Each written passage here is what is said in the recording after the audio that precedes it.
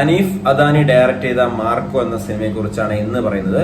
അദ്ദേഹത്തിന് മുന്നേ എബ്രാഹിമിന്റെ സന്തതികൾ, അതുപോലെ മിഗായൽ തുടങ്ങിയ സിനിമകളൊക്കെ ഡയറക്ട് ചെയ്തിട്ടുണ്ട്. ഈ സിനിമ റിവ്യൂ പറയുന്നതിന് മുന്നേ ഞാൻ പറയാണ്, കഴിവതും ഈ സിനിമയ്ക്ക് കുട്ടികളെ കൊണ്ടുപോകാതിരിക്കുക. ഈ പടത്തിന് ആദ്യം തന്നെ എഴുതി കാണിക്കുന്നുണ്ട്, ഒരുപാട് ക്രൈം ഒക്കെ ഉള്ള സിനിമയാണ് എന്നൊക്കെ പറയുന്നുണ്ട്. അപ്പൊ ഈ സിനിമയിൽ ഒരുപാട് ക്രൈം വരുന്നുണ്ട്, എസ്പെഷ്യലി സെക്കൻഡ് ഹാഫിന് ശേഷം. അപ്പോൾ ഒരു ക്രിസ്മസ് കാലത്ത് ഒരു എൻജോയ് ചെയ്ത് കാണാൻ പറ്റുന്ന ഒരു സിനിമയല്ല ഇത്. ഒരു ഫുൾ ക്രൈം ഓറിയന്റഡ് ആയിട്ടുള്ള ഒരു ഫിലിമാണ്. അദാട്ട് ഫാമിലി എന്ന ഫാമിലി ഗോൾഡ് സ്മഗ്ലിങ്ങിനൊക്കെ പേര് കേട്ട ഒരു ഫാമിലിയാണ്. അപ്പൊ അതിന്റെ ഹെഡ് നമ്മുടെ സിദ്ദിഖാണ് വരുന്നത്. സിദ്ദിഖ് ജഗദീഷ് മറ്റൊരു ഫാമിലിയുടെ ഒരു ഹെഡായിട്ട് വരുന്നു. അപ്പൊ ഇവര് രണ്ടുപേരും നല്ല രീതിയിൽ പ്രകടനങ്ങൾ കാഴ്ചവെച്ചൊരു സിനിമയാണ്. അതുപോലെ ഉണ്ണിമുകുന്ദന്റെ കാര്യം പറയുകയാണെങ്കിൽ അദ്ദേഹത്തിന്റെ ശരീരം നമുക്കറിയാം. അദ്ദേഹത്തിന്റെ ശരീരം മാക്സിമം എക്സ്പോസ് ചെയ്ത ഒരു പടമാണ്. ക്രൈം ഒരുപാട് വരുന്നുണ്ട് ഈ സിനിമയിൽ, എസ്പെഷ്യലി സെക്കൻഡ് ഹാഫിൽ. ആ ഒരു 20 മിനിറ്റോളം ഒരു വീട്ടിൽ നടക്കുന്ന ക്രൈം, അത് കണ്ടു കഴിഞ്ഞാൽ കുട്ടികളൊന്നും കാണിക്കരുത്. ഇങ്ങനത്തെ ആ ഒരു ക്രൈം അങ്ങനത്തെ ഒന്നും കാണിക്കരുതെന്നാണ് എൻ്റെ ഒരു അഭിപ്രായം. നമ്മളൊക്കെ ആണെങ്കിൽ ഒരുപാട് മ്യൂസിക് ലൗഡായിട്ട് നിന്നു. കാഴ്ചകളാണെങ്കിലും ഭീകര കാഴ്ചകളാണ്. നമ്മൾ ചെവിയൊക്കെ പൊത്തി കണ്ണടച്ചിരിക്കേണ്ട സമയങ്ങൾ, നമ്മൾ അഡൽട്സിന് പോലും അങ്ങനെ വരുന്ന രംഗങ്ങളൊക്കെ ഇതിലുണ്ട്. അപ്പൊ അതുകൊണ്ട് തന്നെ കുട്ടികളെ കഴിവത് ഈ സിനിമയ്ക്ക് കൊണ്ടുവരുമെന്ന് പറഞ്ഞുകൊണ്ട് നമുക്ക് ഈ ഒരു സിനിമയുടെ റിവ്യൂയിലേക്ക് കടക്കാം.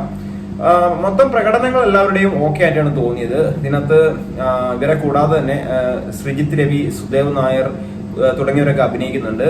നായികമാർക്ക് ആർക്കും വലിയ പ്രാധാന്യം ഇല്ലാത്ത ഒരു ത്രില്ലർ, അതായത് ത്രില്ലർ എന്ന് പറയാൻ പറ്റില്ല, സസ്പെൻസും ത്രില്ലറും കാര്യങ്ങളും ഒന്നുമില്ല സിനിമയിൽ. ആക്ഷൻ ഫിലിം മാത്രമാണ്. അതായത് കുത്ത്, വെട്ട്, വെടിവെപ്പ് ഇങ്ങനത്തെ കാര്യങ്ങളൊക്കെയാണ്. ചോരക്കളിയാണ് മൊത്തം. അപ്പൊ നമ്മൾ ഇതിന് മുന്നേ ഒരു ഹിന്ദിയിൽ നിന്ന് ഇറങ്ങിയ കിൽ എന്ന് പറഞ്ഞ സിനിമ കണ്ടില്ലേ, അത്രയൊന്നും ആ രീതിയിലിട്ടൊന്നും സിനിമ പോയിട്ടില്ല. കാരണം സിനിമയിലേക്ക് നമ്മൾ പെട്ടെന്ന് ഇന്നാകുന്നുണ്ട്. നമ്മൾ കയറി കാണുമ്പോൾ തന്നെ സിനിമയിലേക്ക് നമ്മൾ ഇറങ്ങി ചെല്ലുന്നുണ്ട്. അത് ലാസ്റ്റ് വരെ നമുക്ക് ഇങ്ങനെ കൊണ്ടുപോകാൻ കഴിയുന്നുണ്ട്. ഒരു ആവറേജ് മൂഡിലുള്ള ഒരു സിനിമ. കാരണം സസ്പെൻസോ കാര്യങ്ങളോ ഒരു ഇൻവെസ്റ്റിഗേഷൻ മൂഡിലൊക്കെ സിനിമയാണെങ്കിലാണ് എനിക്ക് ഒരു സാധാരണ പ്രേക്ഷകന് ഇഷ്ടപ്പെടുന്ന സിനിമയായിട്ട് പറയാൻ പറ്റുന്നത്. ഇത് മോശമല്ല, പക്ഷേ കുറച്ചും കൂടെ ഇമോഷണലി നമ്മളെ അറ്റാച്ച്മെന്റ് വന്നിരുന്നെങ്കിൽ, അതായത് ഈ സിനിമയിൽ തുടക്കം തന്നെ നമ്മുടെ ഈ ഒരു അദാട്ട് ഫാമിലിയും ഉണ്ണിമുകുന്ദനുമായിട്ടുള്ള കുറച്ച് കാര്യങ്ങൾ, ഒരു കുറച്ചും കൂടെ ഇമോഷണലി അറ്റാച്ച്മെന്റ് വന്നിട്ട് ഇത്തരങ്ങളിലൊക്കെ കാര്യങ്ങളിലേക്ക് നടക്കുകയാണെങ്കിൽ കുറച്ചും കൂടെ സിനിമ നല്ലതായി എന്ന് എനിക്ക് തോന്നിയിട്ടുണ്ട്.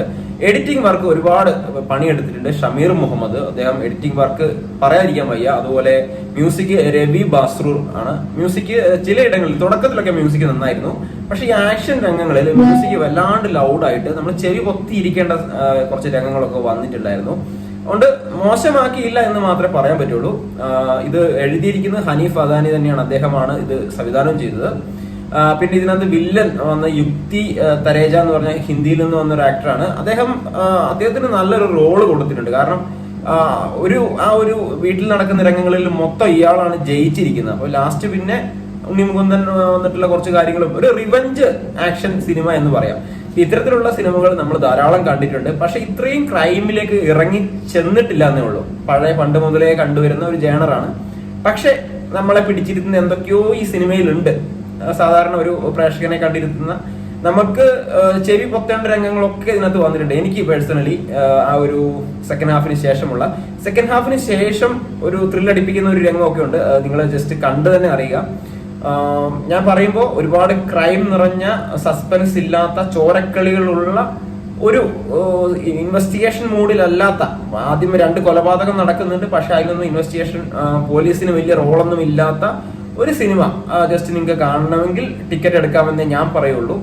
എനിക്ക് ഒരു അബവ് ആവറേജ് ഒരു മൂഡാണ് എനിക്ക് ഈ സിനിമ തന്നത്. നിങ്ങൾക്ക് എങ്ങനെയാണെന്ന് അറിയില്ല, ഒരുപക്ഷെ നിങ്ങൾക്ക് ഈ പടം ഒരുപാട് ഇഷ്ടമുണ്ടാകാം. എനിക്ക് ഈ ജേണറിലുള്ള സിനിമ അത്ര ഇഷ്ടമില്ലാത്തത് കൊണ്ടായിരിക്കാം എനിക്ക് ഇൻവെസ്റ്റിഗേഷൻ ത്രില്ലർ മൂവിക്കാണെങ്കിൽ കുറച്ചും കൂടെ നല്ല ആ ഒരു രീതിയിലാണ് പടങ്ങൾ എനിക്ക് ഇഷ്ടം. എങ്കിലും ഇതിനകത്ത് നമുക്ക് എടുത്തു പറയേണ്ട പ്രകടനങ്ങൾ 2 പേരാണ്. ഒന്ന് ജഗദീഷിന്റെ ആ ക്യാരക്ടർ, അതുപോലെ നമ്മുടെ സിദ്ദിഖിന്റെ ക്യാരക്ടർ. ഉണ്ണിമുകുന്ദൻ ഒട്ടും മോശമാക്കിയിട്ടില്ല. ഉണ്ണിമുകുന്ദന്റെ ആ ഒരു എക്സ്പ്രഷനും കാര്യങ്ങളൊക്കെ നന്നായിരുന്നു, പക്ഷെ അദ്ദേഹത്തിന്റെ ആ ഒരു അഭിനയ ശൈലി ഒരു അത്ര ഇങ്ങോട്ട് മികവിൽ വന്നിട്ടില്ല എന്നാണ് എനിക്ക് പറയാനുള്ളത്. ആക്ഷൻ രംഗങ്ങളൊക്കെ കിടിലനായിരുന്നു, പക്ഷെ അദ്ദേഹത്തിനെ കുറച്ചും കൂടെ യൂസ് ചെയ്യാമായിരുന്നു എന്നാണ് എനിക്ക് ഈ സിനിമ കണ്ടപ്പോൾ തോന്നിയത്. പിന്നെ വെട്ട് കുത്ത് അങ്ങനെയുള്ള കളികളായതുകൊണ്ട് നമുക്ക് കുറെ കണ്ടു കഴിയുമ്പോൾ മടുക്കും. കിൽ മോഡലിലുള്ള ഒരു മൂവി ആണെങ്കിൽ നമുക്ക് കുറച്ചും കൂടെ ഒരു എഫക്റ്റീവായിട്ട് എനിക്ക് തോന്നി. അപ്പൊ നിങ്ങൾക്ക് താല്പര്യം ഉണ്ടെങ്കിൽ ഒന്ന് കണ്ടു നോക്കാവുന്നതാണ്. അത്രേ ഉള്ളൂ ഈ cinema. Thank you for watching. All the best.